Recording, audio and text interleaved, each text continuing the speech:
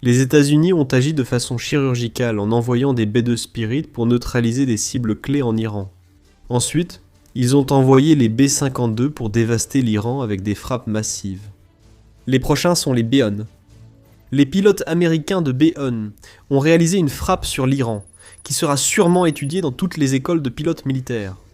C'est le coup final, si puissant que le régime iranien en plein effondrement ne s'en relèvera jamais.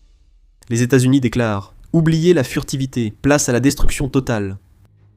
Selon le magazine Air and Space Forces, l'arrivée des bombardiers B-1 en Iran signifie que les États-Unis n'ont aucune intention de mettre fin à leur campagne de frappe dévastatrice contre le pays et son régime despotique. Le président des chefs d'état-major interarmés, le général Dan Kane, a confirmé le 2 mars. Ce travail ne fait que commencer et va se poursuivre lors d'une conférence de presse au Pentagone. Et cela s'est effectivement poursuivi, puisque les États-Unis ont déployé leurs bombardiers B-1 sur l'Iran, presque immédiatement après avoir envoyé des bombardiers B-2 frapper au cœur des installations de commandement et de contrôle du pays. Ces B-1 ont dû faire de longs trajets. Comme les B-2 qui les ont précédés, les B-1 ont dû voler plus de 30 heures pour atteindre l'Iran, alors que le Royaume-Uni refusait aux États-Unis l'accès aux principales bases de la RAF, Fairford et Diego Garcia, cette dernière située dans l'océan Indien. Cela aurait permis aux pilotes de B-1 américains d'atterrir, se ravitailler et se préparer pour leur frappe. La situation a changé, comme nous le verrons plus tard. Mais lors de la première vague, les pilotes de B-1 ont montré qu'ils pouvaient accomplir leur mission seuls. Plus de 30 heures de vol, cela ne posait aucun problème aux pilotes américains, qui ont poursuivi l'œuvre de leurs compatriotes dans les B-2, avec un raid ayant dévasté l'Iran. Alors la question évidente se pose. Qu'ont réellement fait les bombardiers B-1 en Iran ? Ils ont participé à une campagne au cours de laquelle les États-Unis ont frappé plus de 1250 cibles durant les 48 premières heures du conflit, selon le magazine Air and Space Forces.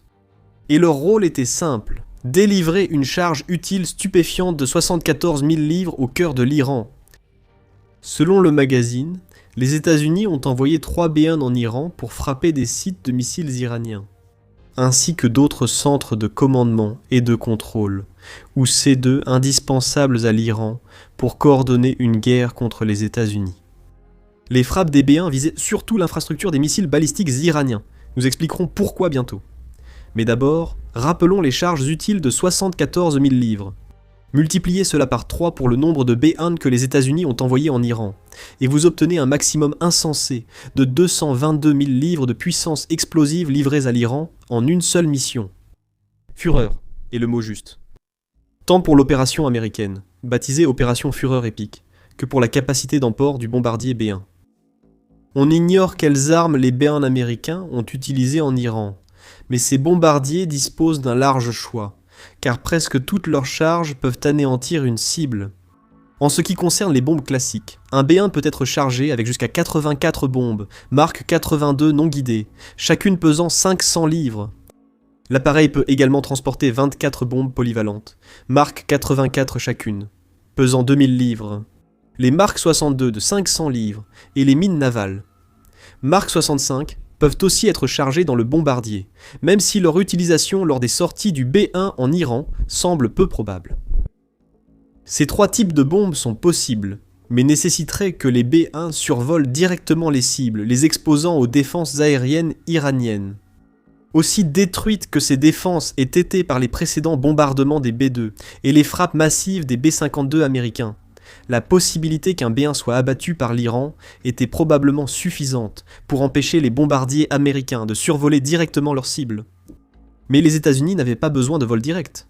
Il est probable qu'ils aient utilisé les B-1 pour délivrer leur puissance de feu à distance afin de détruire les installations de missiles et les centres C2 iraniens. Comme le souligne l'US Air Force, le B-1 peut être chargé de 24 bombes GBU-30 et 1, Joint Direct Attack Munitions ou JDAM, de 2000 livres chacune. Il peut également transporter jusqu'à 15 bombes GBU-38 JDAM de 500 livres ou jusqu'à 24 missiles air-sol à longue portée AGM-158A. Et c'est la présence du terme « stand-off » dans le nom anglais de ce dernier missile qui vous donne un indice sur la façon dont les États-Unis ont utilisé leur B-1. Au lieu d'envoyer leurs bombardiers sur les cibles, les États-Unis les ont envoyés en Iran pour qu'ils larguent leurs charges utiles à distance de sécurité.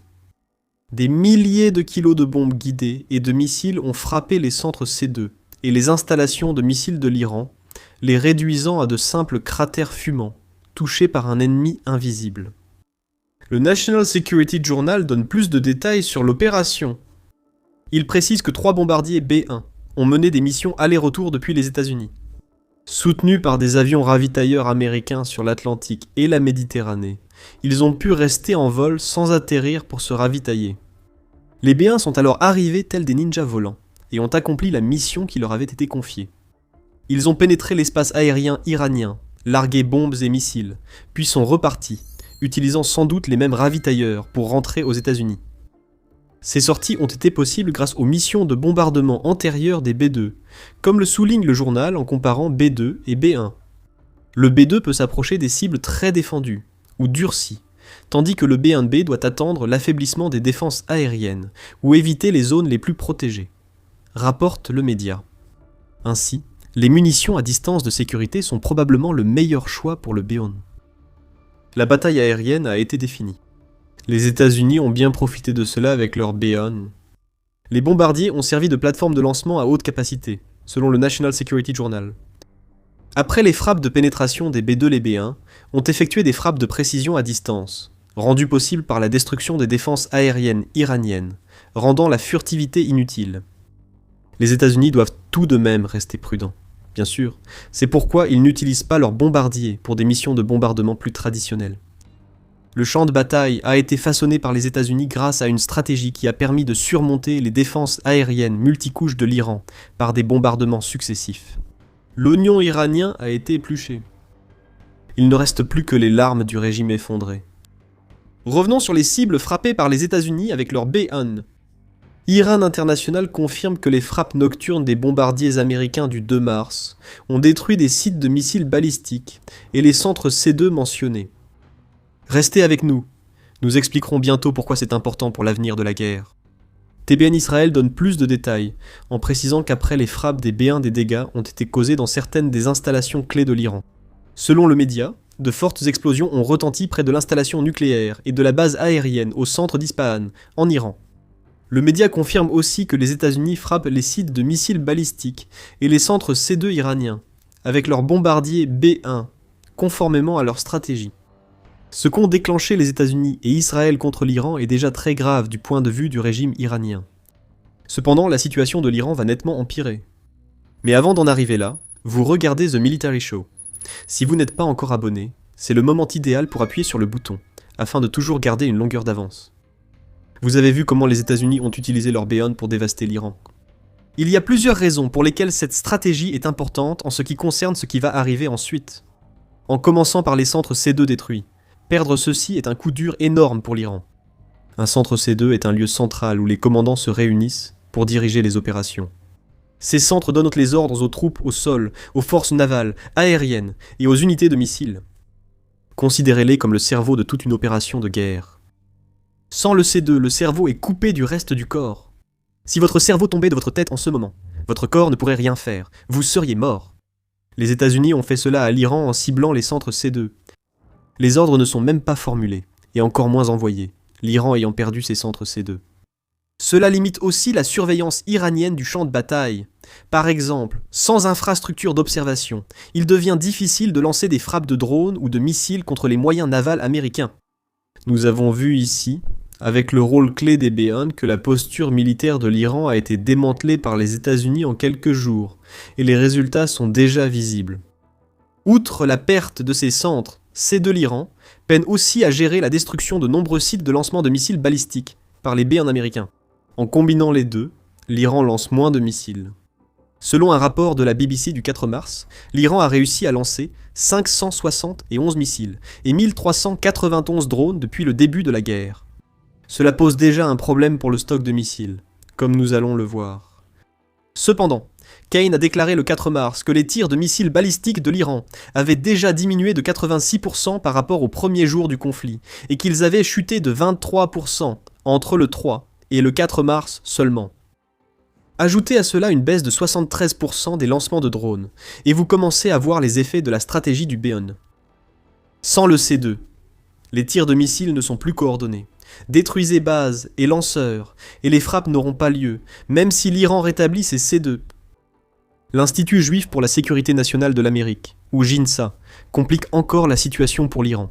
Le 5 mars, il a comparé l'attitude actuelle de l'Iran à ses actions pendant la guerre de 12 jours contre Israël en 2025. Les forces américaines et israéliennes ayant détruit environ 75% de la capacité de lancement de l'Iran, le régime ne peut plus mener de barrages soutenus et massifs. L'Iran peut encore lancer des attaques limitées, mais chaque offensive réduit sa capacité de frappe et contraint à des actions suivantes plus restreintes, selon JINSA. Il étaye cette affirmation avec des chiffres suggérant que l'Iran a perdu jusqu'à 73% de ses missiles balistiques à moyenne portée, jusqu'à 52% de ses missiles balistiques à courte portée, et les 75% de lanceurs déjà mentionnés. L'Iran a subi un 1-2. L'ampleur de l'attaque américaine et israélienne est telle que l'Iran a épuisé d'énormes quantités de ses missiles sans obtenir de véritables résultats. Au fur et à mesure que les lanceurs sont détruits, d'abord par les B-1 puis d'autres moyens, l'Iran ne pourra effectuer que peu de lancements, même en reconstituant ses stocks. C'est brillant de la part des États-Unis, et l'Iran doit aussi gérer d'autres problèmes alors que la guerre avance. D'autres B-1 vont arriver, et, avec les autres bombardiers et chasseurs américains, ils pourront opérer avec encore plus d'impunité au-dessus de l'Iran que ce que nous avons déjà vu. Le National Security Journal affirme que les États-Unis ont acquis la supériorité aérienne sur l'Iran. Mais selon The Hill, cette supériorité s'est transformée en suprématie. Le média cite David Petraeus, ex-directeur de la CIA et ancien commandant du commandement central des États-Unis. Nous pouvons désormais faire voler non seulement des chasseurs bombardiers furtifs comme les F-35 et les B-2, mais aussi des avions capables de transporter de grandes charges tels que les B-52 et les B-1. Petraeus a déclaré aux médias: « Nous ne nous inquiétons pas de la défense aérienne et balistique iranienne. Tant que vous êtes hors de portée des mitrailleuses lourdes, vous pouvez vraiment pilonner. » Au-dessus de la portée des mitrailleuses lourdes. Si c'est le cas, toutes les défenses solaires de l'Iran sont désormais obsolètes. La suprématie aérienne a été atteinte, pratiquement tout ce qui peut voler au-dessus de quelques milliers de pieds, ce qui inclut tous les bombardiers et chasseurs que les États-Unis pourraient vouloir utiliser contre l'Iran. Les États-Unis ont l'avantage en matière de missiles, car l'Iran a été affaibli au point de ne pouvoir mener que des frappes isolées, et il ne peut pas se défendre contre les représailles que ces frappes provoquent. Les B-1 américains ont joué un rôle majeur dans cette situation.